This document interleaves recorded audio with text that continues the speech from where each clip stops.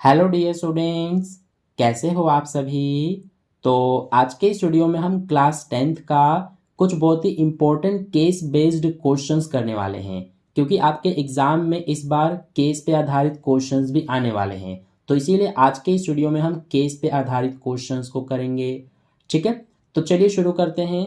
तो देखिए, ये रहा हमारा फर्स्ट क्वेश्चन। यहाँ पर वैसे 36 लिखा हुआ है, यानी कि आपके क्वेश्चन पेपर में 36 नंबर का जो क्वेश्चन है वो केस पे आधारित क्वेश्चंस रहेगा। इसी तरह से क्वेश्चन नंबर 37 और क्वेश्चन नंबर 38 भी, यानी कि 3 क्वेश्चंस आपके एग्जाम में केस बेस्ड क्वेश्चंस आने वाले हैं। तो चलिए अब हम सबसे पहले इस फर्स्ट वाले क्वेश्चन को करते हैं।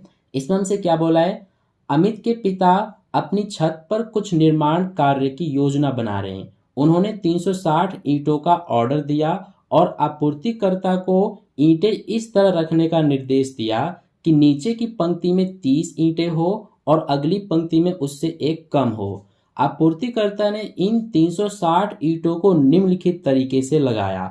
नीचे की पंक्ति में 30 ईंटें, अगली पंक्ति में 29 ईंटें, उससे अगली पंक्ति में 28 ईंटें। तो देखिए, ये हमें इंफॉर्मेशन दिया हुआ है। अब इसके बेस पे ये 3 क्वेश्चंस पूछे गए हैं। फर्स्ट क्वेश्चन क्या पूछा है, किस पंक्ति में 26 ईंटें हैं। तो पहला क्वेश्चन हमसे पूछ लिया गया है कि कौन सी पंक्ति में, यानी कि कौन से रो में 26 ईंटें हैं, ये हमसे पूछा है। तो देखिए, ये हम कैसे बता पाएंगे। ये जो हमारा क्वेश्चन है ये हमारा एपी वाले चैप्टर का क्वेश्चन है, यानी कि एपी वाले चैप्टर से रिलेटेड इसमें क्वेश्चंस पूछे गए हैं। ठीक है, तो हमें क्वेश्चन में टोटल 360 ईंटें दिए गए हैं। तो देखिए, पहली जो पंक्ति है उसमें 30 ईंटें रखे हुए हैं, यानी कि ये वाली जो सबसे नीचे वाली पंक्ति आप देख रहे हो यही पहली पंक्ति है, इसमें 30 ईंटें रखे हुए हैं। फिर इससे ऊपर वाले पंक्ति में 29 ईंटें रखे हुए हैं, फिर उससे ऊपर वाले पंक्ति में 28। इसी तरह से जितना ऊपर चलते जाएंगे उतना एक एक कम ईंटें रखा हुआ है। तो हमसे ये पूछा है कि कौन सी पंक्ति में 26 ईंटें रखा हुआ है। तो कैसे बता पाएंगे हम, इसमें हमारा एक एपी बन रहा है। देखिए, इसका सॉल्यूशन मैं आपको यहाँ पर करके समझा रहा हूँ। तो ये हमारा जो है फर्स्ट का सॉल्यूशन है। तो इसमें हमारा एपी कैसे बन रहा है, पहली वाली जो ये पंक्ति है इसमें 30 ईंटें हैं, फिर उससे ऊपर वाली पंक्ति में 29, फिर उसके बाद 28, इसी तरह से आगे भी चल रहा है। ठीक है, तो ये हमारा क्योंकि एपी बन रहा है एक, तो सबसे पहले इसमें हम एक की वैल्यू लिख लेते हैं। तो ए की वैल्यू ये हमारा होता है 30। इसके बाद डी की वैल्यू लिखेंगे तो दूसरे वाले पद में से पहले वाले को घटा देते हैं, तो इसमें से इसको घटाएंगे तो -1 आएगा। अब इसके अलावा हमें जो ये 26 ईंटें दिया हुआ है तो ये हमारा क्या होता है, ये ए एन की वैल्यू होता है। तो ए एन की वैल्यू हमें 26 दिया हुआ है। हमसे पूछा है कि कौन सी पंक्ति में 26 ईंटें हैं, यानी कि हमसे एन का मान पूछा हुआ है।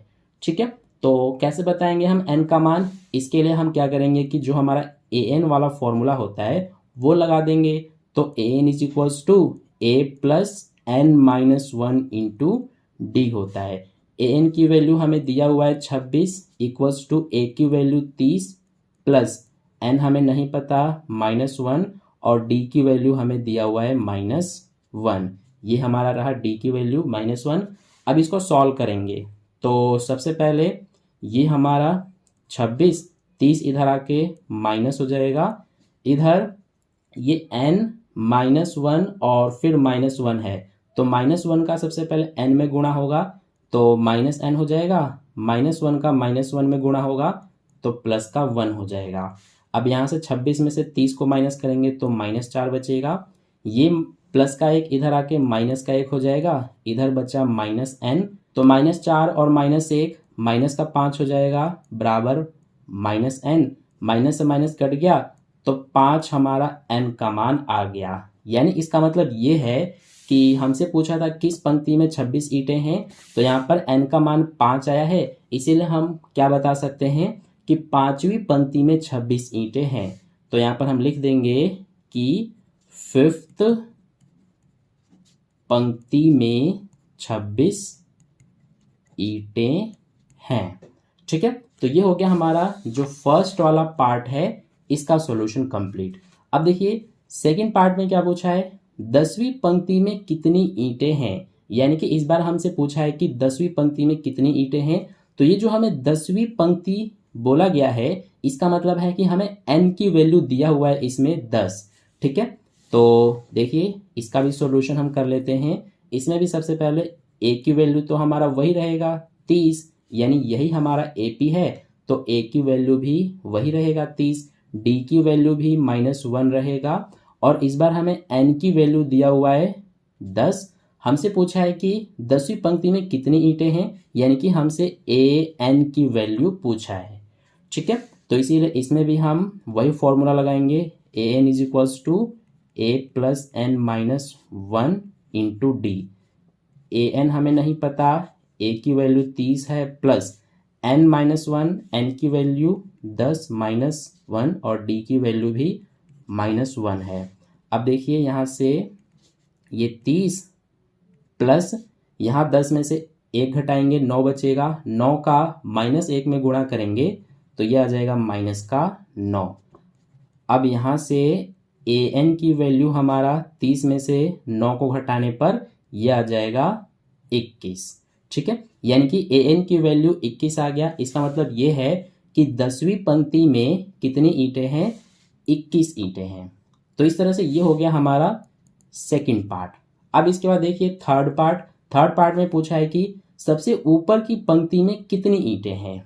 तो इस बार हमसे पूछ लिया गया है कि सबसे ऊपर की पंक्ति में कितनी ईंटें हैं, यानी कि देखिए सबसे नीचे की पंक्ति में तो हमें पता है कि 30 ईंटें हैं, फिर उससे ऊपर वाली पंक्ति में 29, लेकिन सबसे ऊपर वाली जो पंक्ति होगी उसमें कितनी ईंटें होंगी ये हमसे पूछा है। तो देखिए कैसे बताएंगे हम इसका सॉल्यूशन, इसके लिए हम इसको भी सॉल्व करके देखेंगे। तो ये हमारा थर्ड पार्ट है। अब इसका सॉल्यूशन हम कैसे कर सकते हैं, तो इसके लिए हम क्या करेंगे, हमें क्वेश्चन में बोला है कि टोटल कितनी ईंटें हैं, 360 ईंटें हैं। तो इसीलिए जो हमें 360 दिया गया है ये हमारा हो जाएगा Sn की वैल्यू। ठीक है, यानी कि Sn का मान हमारा 360 हो जाएगा। तो इसीलिए अब हम इसमें क्या करेंगे कि Sn वाला जो फॉर्मूला होता है वो लगा देंगे। तो Sn = n/2 ब्रैकेट में 2a + n - 1 इंटू डी होता है। तो अब इसमें हम सबकी वैल्यू रखेंगे। Sn की वैल्यू हमारा है 360 = n/2, यहाँ से 2a। तो हमें जैसे कि पता है कि a की वैल्यू हमारा कितना है, ये देखिए 30 है, तो इसीलिए a की वैल्यू 30 और ये 2 यानी कि 30 दूना 60 हो जाएगा, प्लस n - 1, तो n का मान तो हमें पता ही नहीं है, -1, और यहाँ से d का मान भी हमें पता है -1। ये आप देख सकते हैं, ये रहा। ठीक है, तो अब इसको आगे सॉल्व करेंगे। तो सबसे पहले ये 2 इधर जाके गुणा हो जाएगा 360 में, तो ये बन जाएगा 720, बराबर में इधर n बचा, और ये हमारा यहाँ से ये हो जाएगा 60। ये n का सबसे पहले -1 में गुणा होगा तो -n, फिर -1 का -1 में गुणा होगा तो माइनस प्लस का 1 हो जाएगा। ठीक है, अब इसके बाद ये हमारा 720 बराबर यहाँ से ये देखिए 60 + 1 61 हो गया, तो 61 का सबसे पहले n में गुणा होगा तो 61n हो जाएगा, फिर n का इस -n में गुणा होके -n² हो जाएगा। अब यहाँ से हम क्या कर सकते हैं, -n² को इधर लाएंगे तो प्लस का n² हो जाएगा, प्लस का 61n इधर आके माइनस का 61n, और ये प्लस का 720 एज इट इज बराबर के इधर हमारा 0 बच गया। तो ये हमारा अब एक द्विघात समीकरण बन गया। तो अब हम इसके क्या करेंगे कि मूल निकालेंगे। ठीक है, तो सबसे पहले हम इसमें इसका मूल हम कैसे निकालते हैं, ये जो माइनस का 61 है तो इसको हमें देखना है, और ये 720, तो हमें दो ऐसी संख्याएं ढूंढनी है जिनका गुणा करने पर क्या आ जाए, 720 आ जाए, और जोड़ने या घटाने पर माइनस का 61 आ जाए। तो वो दो संख्याएं हमारी कौन कौन सी हो जाएंगी, एक तो हमारा हो जाएगा माइनस का 45 और दूसरा माइनस का 16। ठीक है, क्योंकि इन दोनों को जब आप सॉल्व करोगे तो माइनस का 61 आ जाएगा और दोनों का गुणा करने पर 720 भी आ जाएगा। तो इसीलिए अब हम क्या करते हैं, इस वाले को एज इट इज लिखते हैं, इसकी जगह पर सबसे पहले माइनस का 45n, फिर माइनस का 16n, और लास्ट वाले को भी एज इट इज़ लिखते हैं बराबर में 0। अब यहाँ से सबसे पहले इन दोनों में से कॉमन लेंगे तो n कॉमन आएगा, इसमें n बचा, इसमें क्या बचा माइनस का 45, इन दोनों में से कॉमन लेंगे तो माइनस का 16 आएगा, इसमें n बचा और इसमें माइनस का 45 बराबर में 0। अब यहाँ से ये हो जाएगा हमारा n माइनस 16, n माइनस 16, और दूसरा हो जाएगा ये n माइनस 45 बराबर 0। अब इन दोनों के बराबर में 0 लिख देंगे तो यहाँ से n माइनस 16 बराबर 0, n की वैल्यू 16 आ गया। यहाँ से n माइनस 45 बराबर 0, n की वैल्यू 45 आ गया। तो यहाँ पर आप देख रहे हो कि n का मान यहाँ दो आ गए, एक तो ये 16 और दूसरा ये 45। तो इसमें जो हमारा ये 45 वाला है ना, ये हमारा पॉसिबल नहीं हो सकता, यानी कि n की वैल्यू 45 पॉसिबल नहीं हो सकता। क्यों नहीं हो सकता, इसको समझिए ध्यान से, क्योंकि हमें जो है टोटल 360 ईंटें दिए हुए हैं।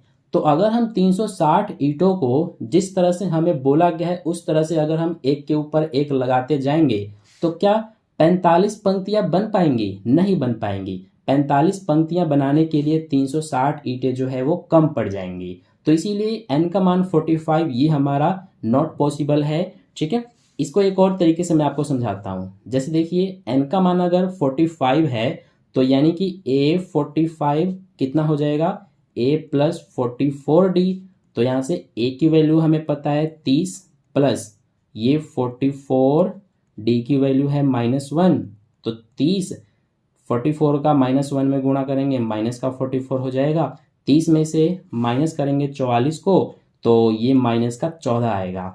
यानी कि जो 45वां पद है यानी कि A45 का मान हमारा कितना आ जाएगा, -14। यानी इसका मतलब है कि सबसे ऊपर वाली पंक्ति में -14 ईंटें आ रही हैं। तो क्या ईंटों की संख्या माइनस में आ सकती है क्या? नहीं आ सकती। तो इसीलिए ये n का मान जो है ये हमारा 45 जो है नहीं हो सकता।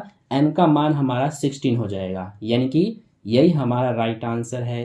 तो इसको हम चेक भी कर सकते हैं। n का मान 16 है यानी कि a 16 हमारा कितना होता है, a प्लस 15d। तो a का मान हमारा है 30 प्लस 15, d की वैल्यू -1। ये 30, 15 का -1 में गुणा -15। तो हमारा 30 में से 15 माइनस करेंगे तो 15 बचेगा। यानी कि ये देखिए A16 यानी कि सबसे ऊपर वाली पंक्ति में 15 ईंटें रखी जाएंगी। ठीक है, तो इसीलिए ये हमारा राइट है। तो हमसे क्या पूछा गया था कि सबसे ऊपर की पंक्ति में कितनी ईंटें हैं, तो इसीलिए हम क्या लिख सकते हैं अब कि सबसे ऊपर की पंक्ति में कितनी ईंटें हैं, 15 ईंटें हैं। ठीक है, तो यही हमसे पूछा था, तो इस तरह से हमने यहाँ पर लिख दिया सबसे ऊपर की पंक्ति में 15 ईंटें हैं। तो इस तरह से ये हमारा हो गया सॉल्यूशन कंप्लीट। अब इसके बाद देखिए इसमें हमें अथवा में भी दिया गया है, यानी कि अगर आपको ये वाला नहीं आ रहा है तो आप ये वाला कर सकते हो। ठीक है, इसमें बोला है कि 360 ईंटों को कितनी पंक्तियों में रखा गया है। तो ये तो अभी हमने यहाँ पर किया था इस वाले क्वेश्चन में ही कि जो 360 ईंटें हैं टोटल उनको कितनी पंक्तियों में रखा गया है। तो उनको जो है यहाँ पर आप देख सकते हो n का मान 16 आया था, तो इसीलिए 360 ईंटों को 16 पंक्तियों में रखा गया है। तो इसीलिए जो हमारा और यानी कि अथवा वाला क्वेश्चन है उसका आंसर हो जाएगा कि हमसे पूछा है कि 360 ईंटों को कितनी पंक्तियों में रखा गया है, तो लिखेंगे कि 16 पंक्तियों में रखा गया है। ठीक है, इसका सॉल्यूशन मैंने बस इतना ही लिख दिया क्योंकि यही जो क्वेश्चन है वो मैंने आपको ये ऊपर पूरा करा दिया है। ठीक है, तो इसी तरह से आपको भी करके दिखाना पड़ेगा जब अगर आप अथवा वाला क्वेश्चन को करेंगे तो। ठीक है, तो ये हो गया हमारा जो फर्स्ट केस बेस्ड वाला क्वेश्चन है उसका सॉल्यूशन कंप्लीट। अब इसके बाद हमारा नेक्स्ट जो है ये आप देख सकते हो, नेक्स्ट हमारा क्वेश्चन है केस बेस्ड। तो इसमें हमसे क्या कहा गया है कि रमेश एयर इंडिया में पायलट है, कोविड-19 महामारी के दौरान कई भारतीय यात्री सिंगापुर हवाई अड्डे पर फंस गए थे।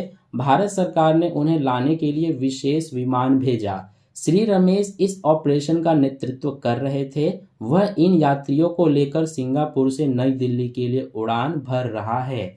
उड़ान भरने के बाद उनका विमान लगातार h ऊंचाई पर उड़ रहा है। आकृतिनुसार प्रातः 10 बजे विमान का उन्नयन कोण 30 डिग्री तथा प्रातः 10:02 पर 60 डिग्री है। उपरोक्त जानकारी का उपयोग करते हुए निम्नलिखित प्रश्नों के उत्तर दीजिए। तो इस क्वेश्चन के लिए हमें ये फिगर दिया हुआ है और फर्स्ट क्वेश्चन देखिए क्या पूछा है कि बिंदु ए और हवाई जहाज के बीच की दूरी ज्ञात कीजिए जब दोनों के बीच का उन्नयन कोण 60 डिग्री है। तो बिंदु ए हमारा ये रहा और हमसे पूछा है बिंदु ए और हवाई जहाज के बीच की दूरी ज्ञात करने के लिए जब दोनों के बीच का उन्नयन कोण 60 डिग्री है। तो देखिए 60 डिग्री हमारा ये रहा उन्नयन कोण, तो हवाई जहाज जो है वो यहाँ पर होना चाहिए, यानी कि सी पॉइंट पे हवाई जहाज है और ये हमारा है ए पॉइंट। तो इसीलिए हमें इस ए सी का मान ज्ञात करना है, ठीक है, यानी कि ए सी की वैल्यू हमें ज्ञात करना है। तो इसके लिए क्या करेंगे हम कि जो हमारा ये त्रिभुज बन रहा है ए सी सी डैश, इस वाले त्रिभुज को हम लेंगे, ठीक है। तो चलिए इसका सॉल्यूशन अब हम करते हैं। तो यहाँ पर ये हमारा है नेक्स्ट क्वेश्चन, इसका फर्स्ट पार्ट हम कर रहे हैं। तो हमें क्या बताना है इसमें, ये ए सी का मान बताना है। तो इसीलिए हम त्रिभुज ले रहे हैं कौन सा, ए सी सी डैश। तो लिखेंगे त्रिभुज ए सी सी डैश में इसमें हमारा क्या हो जाएगा कि ये हमारा कोण है, इसके सामने ये सी सी डैश है तो ये हो जाएगा लंब, और हमें ये पता है ए सी डैश 150 मीटर हमें दिया हुआ है, ठीक है। तो इसीलिए ये हमें पता है ये आधार हो जाएगा और ये हमें बताना है, यानी कि ए सी हमें बताना है। तो ये कर्ण और ये आधार, ठीक है।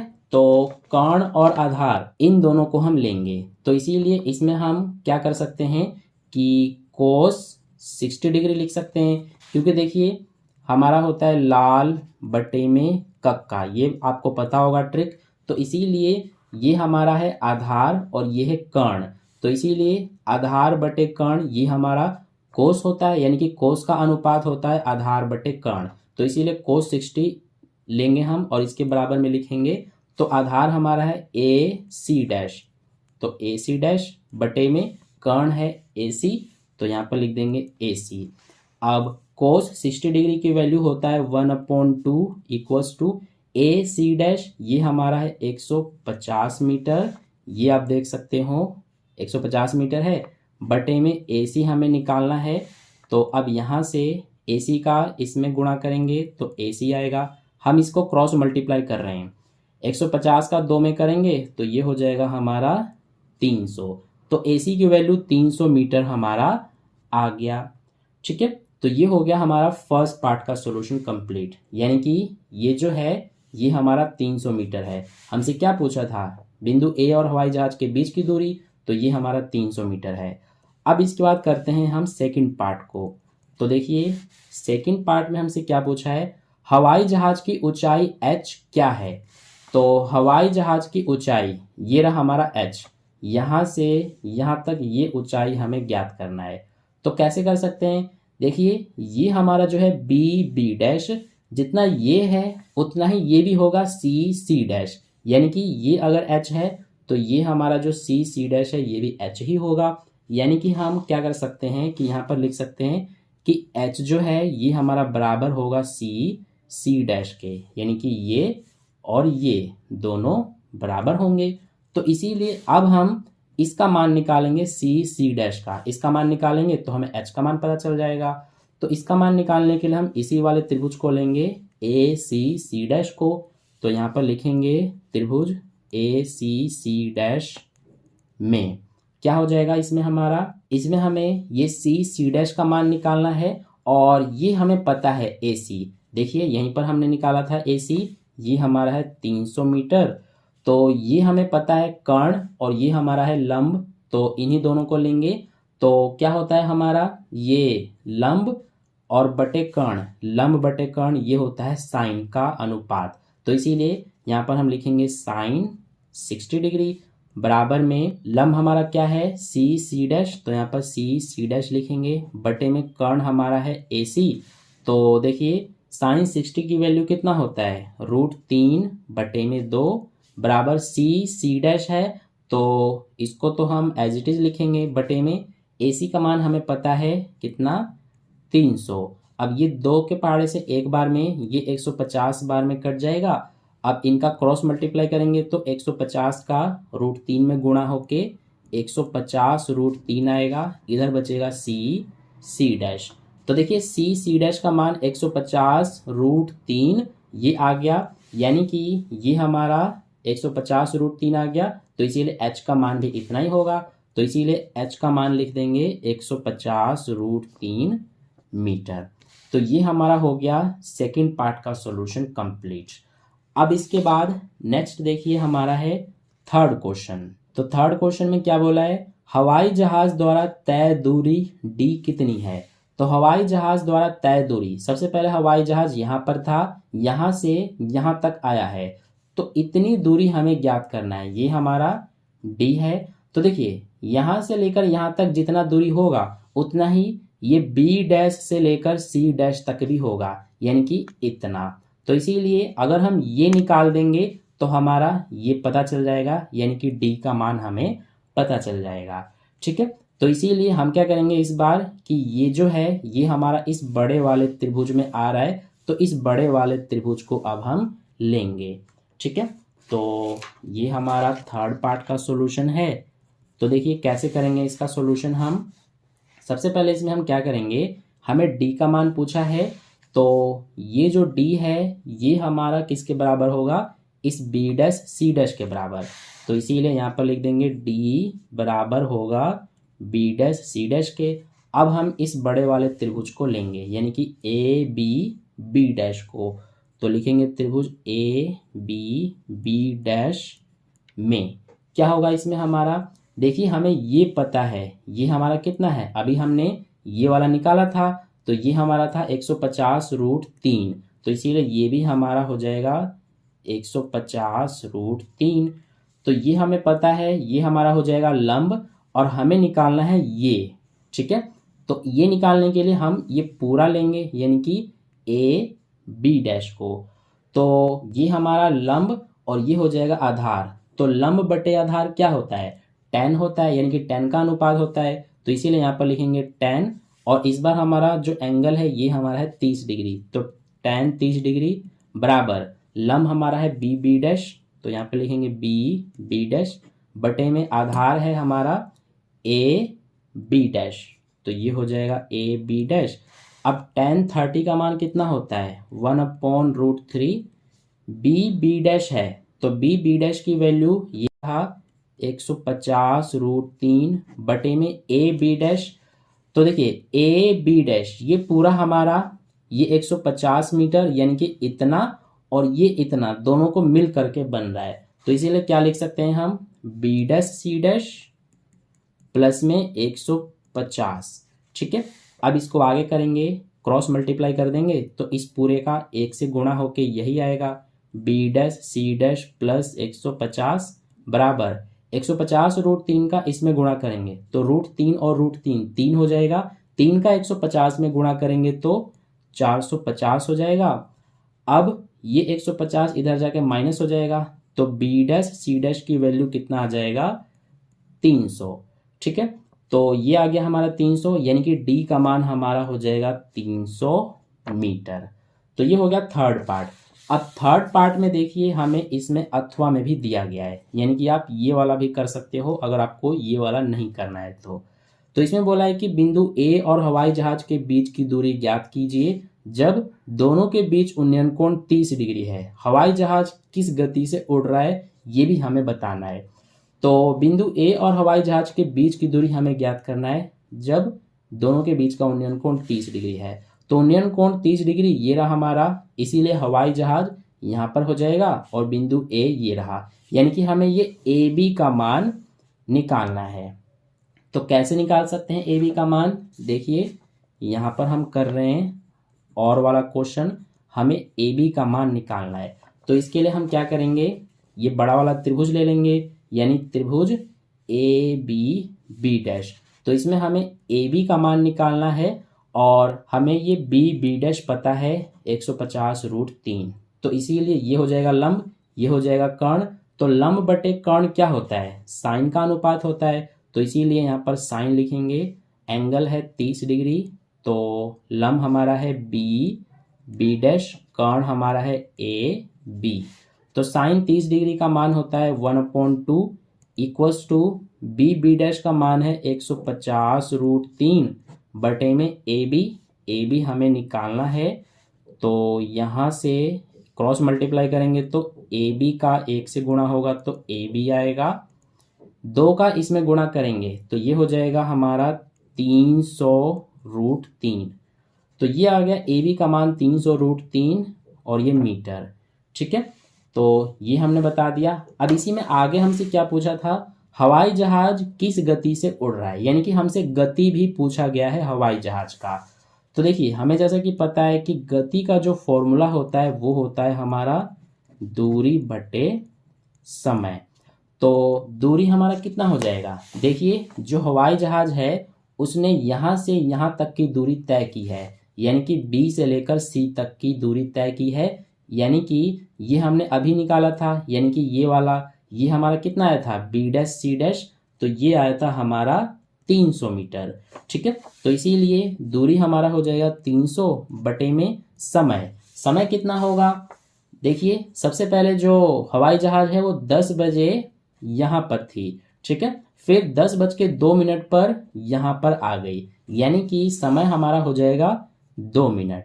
ठीक है, अब 2 से 300 को भाग करेंगे तो ये आ जाएगा हमारा 150 मीटर प्रति मिनट। मिनट में क्यों आएगा? क्योंकि हमें समय जो है मिनट में दिया हुआ है, इसीलिए 150 मीटर पर मिनट, यही हमारा आंसर हो जाएगा। ठीक है, तो ये हो गया और वाला क्वेश्चन कंप्लीट। अब इसके बाद ये तो हो गया हमारा, ये वाला जो केस बेस्ड क्वेश्चन है इसका सारा कंप्लीट हो गया। अब इसके बाद नेक्स्ट करते हैं हम अगला केस बेस्ड क्वेश्चन। ठीक है, तो इसमें देखिए क्या बोला है हमें।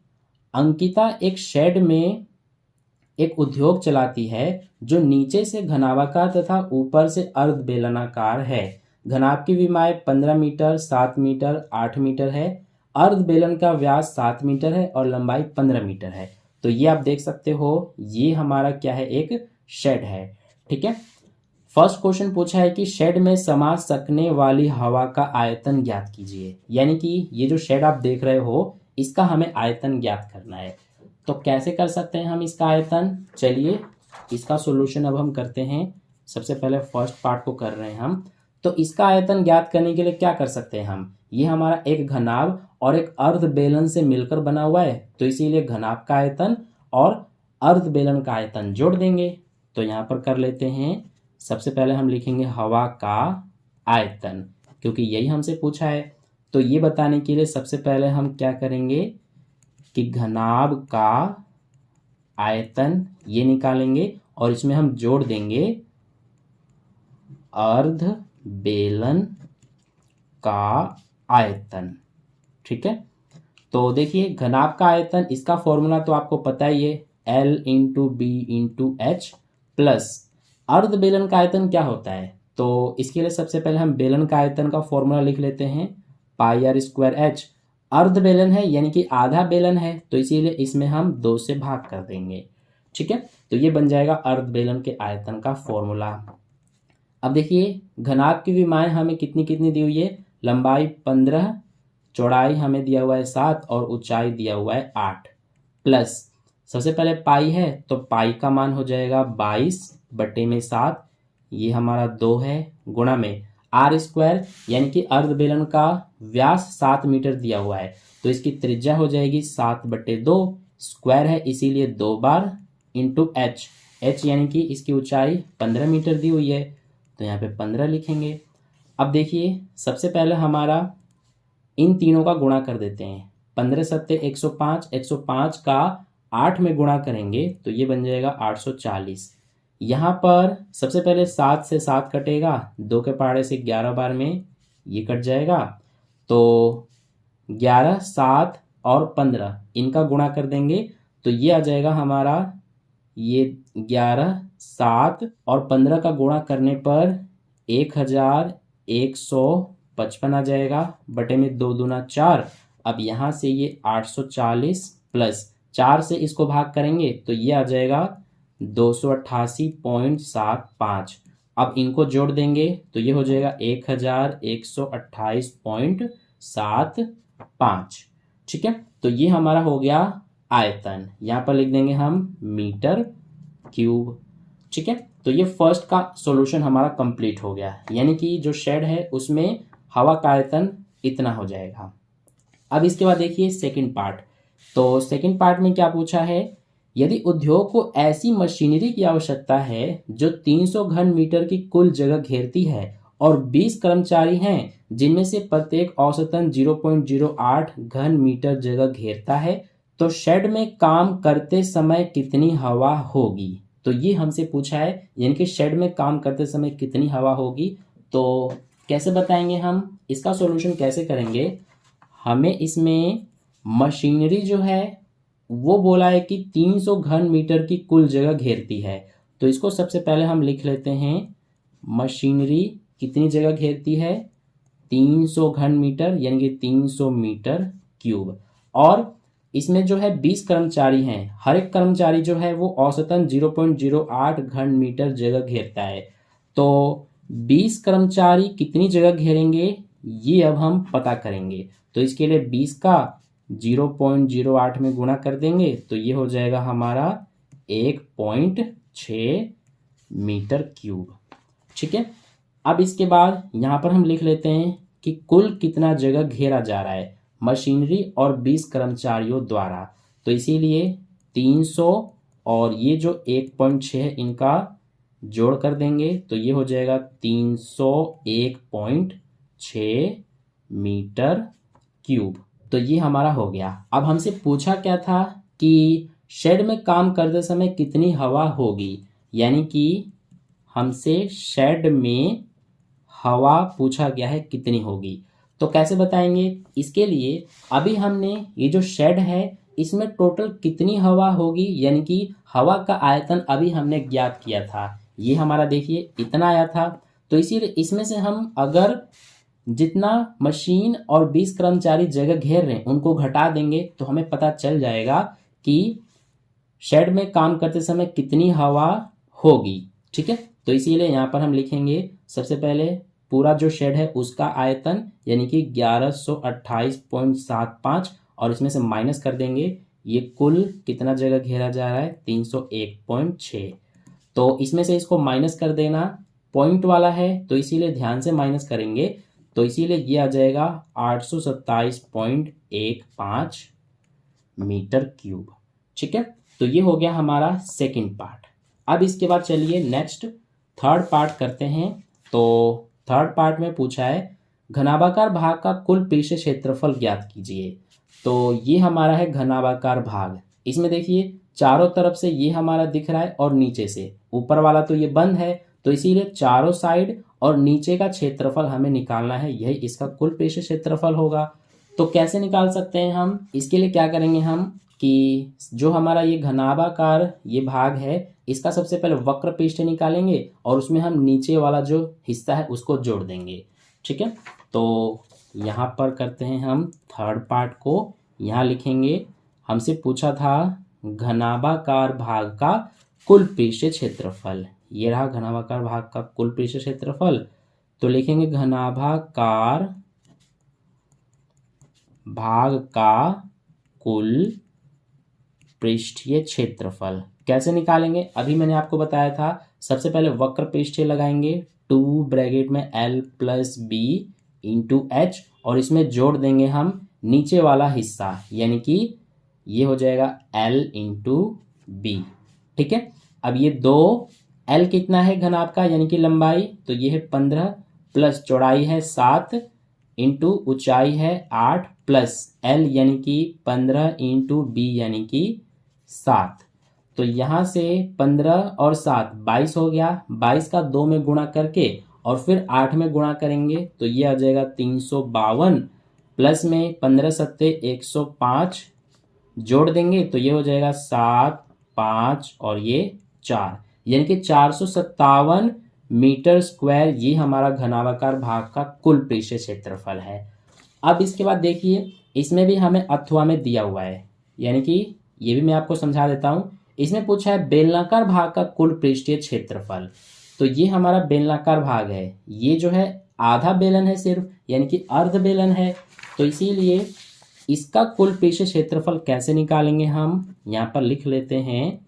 हमसे पूछा है बेलनाकार भाग का कुल पृष्ठीय क्षेत्रफल, तो इसमें हम फॉर्मूला लगा देंगे। बेलन का कुल पृष्ठीय क्षेत्रफल का क्या फॉर्मूला होता है, 2πr ब्रैकेट में r प्लस h। अब ये हमारा जो है ये आधा बेलन है, इसीलिए इसका आधा कर देंगे, यानी कि 2 से भाग। अब इसमें सबका मान रख देते हैं, सबसे पहले 2, फिर इसके बाद यहाँ पर देखिए 2 से 2 हमारा कट जाएगा, तो इसीलिए पाई का मान रखेंगे अब 22/7, फिर इसके बाद इंटू में r यानी कि त्रिज्या, तो त्रिज्या इसकी 7/2 है। फिर r प्लस h यानी कि r का मान 7/2 प्लस h का मान हमारा कितना है 15। तो यहाँ से 7 से 7 कटेगा, 2 से ये 11 बार में, तो ये बचा 11। यहाँ पर ये 7 प्लस 15 दूना 30 बटे में ये हमारा है 2, तो यहाँ से ये 11 और इसके बाद 30 और 7 ये कितना हो जाएगा, ये हो जाएगा 37 बटे में क्या है 2। तो 11 और 37 का गुणा करेंगे 407 आएगा बटे में 2, 2 से 407 को भाग कर देंगे तो 203.5 मीटर स्क्वायर ये हमारा आंसर आ गया, यानी कि बेलनाकार भाग का कुल पृष्ठीय क्षेत्रफल। तो इस तरह से मैंने आपको इस वीडियो में टोटल 3 केस बेस्ड क्वेश्चंस करा दिए हैं। आई होप आपको तीनों जो क्वेश्चंस है वो अच्छे समझ में आ गए हैं। तो अगर आपको वीडियो अच्छा लगा है तो वीडियो को एक लाइक ज़रूर कर देना और अपने दोस्तों के साथ भी शेयर कर देना ताकि उन्हें भी इससे बेनिफिट मिले। और अगर आपने अभी तक चैनल को सब्सक्राइब नहीं किया है तो चैनल को सब्सक्राइब करके बेल आइकन को प्रेस कर लेना ताकि नेक्स्ट वीडियो जैसे ही अपलोड की जाए उसका नोटिफिकेशन सबसे पहले आप तक पहुंच जाए। तो मिलते हैं फिर नेक्स्ट वीडियो में, और आपके एग्जाम के लिए आपको ऑल द वेरी बेस्ट। बहुत अच्छे से एग्जाम करके आना, एक भी क्वेश्चन को छोड़ना मत। तो मिलते हैं नेक्स्ट वीडियो में, धन्यवाद।